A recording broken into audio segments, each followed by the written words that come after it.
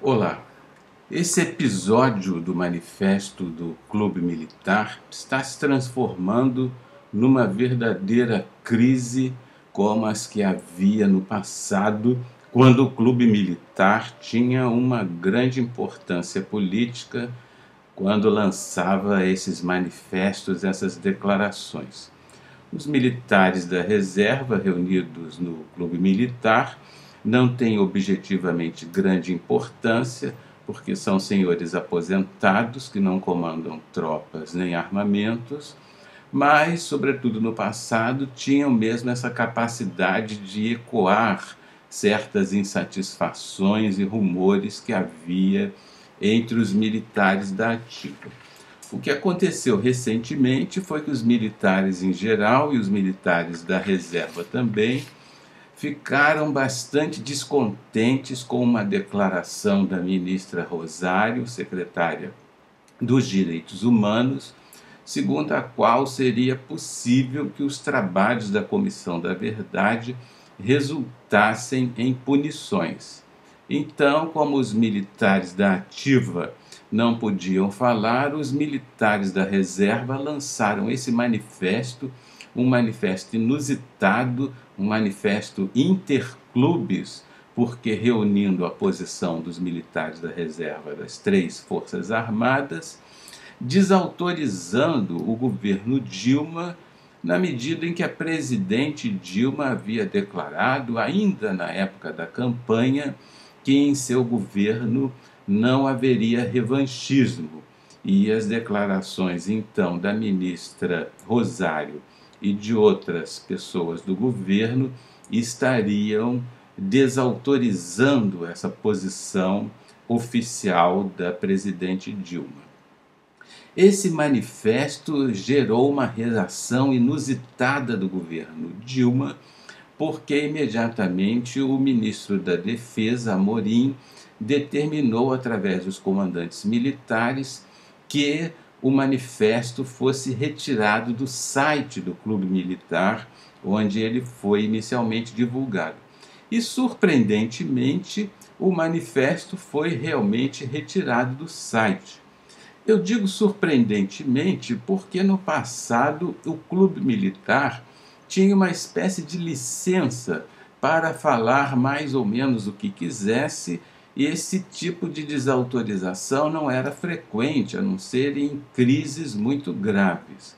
Então nós temos aí uma novidade em relação à posição do governo no que se refere a esses oficiais, a essas manifestações. Novidade mesmo, porque mesmo depois do fim da ditadura militar, o governo civil brasileiro não se reafirmou definitivamente em relação aos militares. Isso não aconteceu, evidentemente, no governo Sarney, mas também não aconteceu no governo Collor, embora o Collor tenha terminado com o SNI, ou pelo menos transformado, mudado o nome de SNI para BIM, também não aconteceu durante o governo de Itamar Franco, nem nos governos de Fernando Henrique Cardoso e mesmo no do Lula. Então aí nós já temos uma primeira novidade em relação ao passado, que foi essa pronta reação contra o manifesto, que foi desautorizado e retirado do site. Bem, depois disso, alguns militares, um bom número de militares da reserva, lançou uma nota reafirmando os termos daquele manifesto inicial e, segundo a imprensa noticia hoje, eu estou falando no dia 1º de março de 2012, o governo decidiu punir, provavelmente com advertência, esses cerca de 100 militares que lançaram a nota reafirmando o manifesto retirado do site.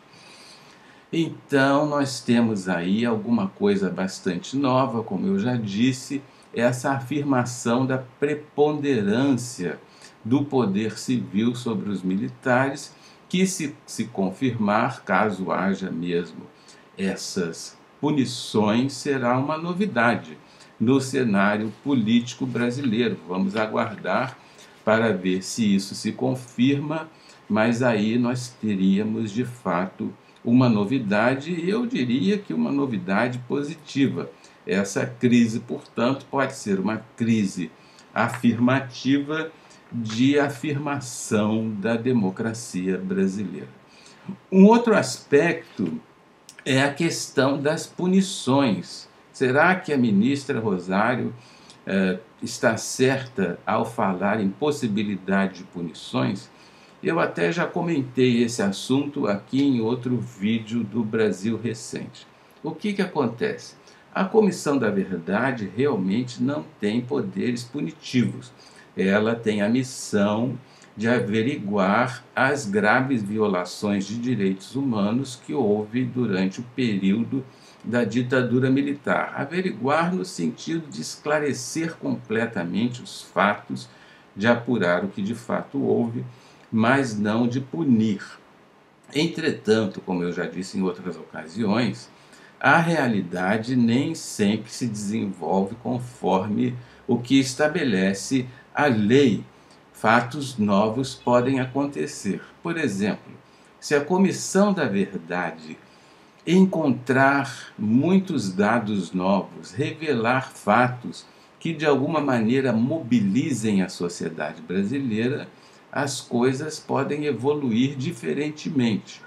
Muita gente nem sabe que foi prejudicada pelo regime militar. Os casos de tortura, de assassinato, desaparecimento são mais conhecidos. Mas, por exemplo, alguém que fosse cogitado para um importante cargo, digamos, na Petrobras. Essa pessoa estava sendo cogitada para ser nomeada. E então o SNI lançava uma nota com suspeitas, afirmando que essa pessoa era isso ou era aquilo. Uma nota secreta que chegava às mãos da diretoria da Petrobras e que evidentemente nem pensava duas vezes, deixava de nomear o cidadão.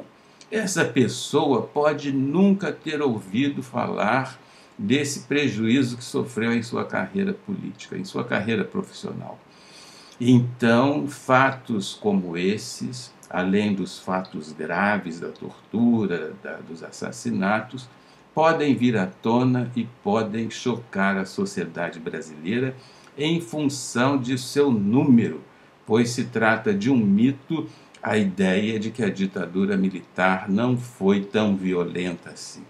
De modo, é um cenário hipotético, é um cenário até difícil de se configurar, mas em tese, em hipótese, pode acontecer que as revelações da Comissão da Verdade mobilizem a sociedade e levem o Congresso Nacional a alterar a lei da anistia. Isso não é impossível. Alterar a lei da anistia porque, como muitos sabem, o que impede as punições é a lei da anistia de 1979, que perdoou não apenas os torturadores, mas todos aqueles militares e civis que foram responsáveis pelos chamados crimes conexos, ou seja, toda sorte de crime que possa ter acontecido durante a ditadura militar. Então, esse episódio serve para esclarecer também essa questão.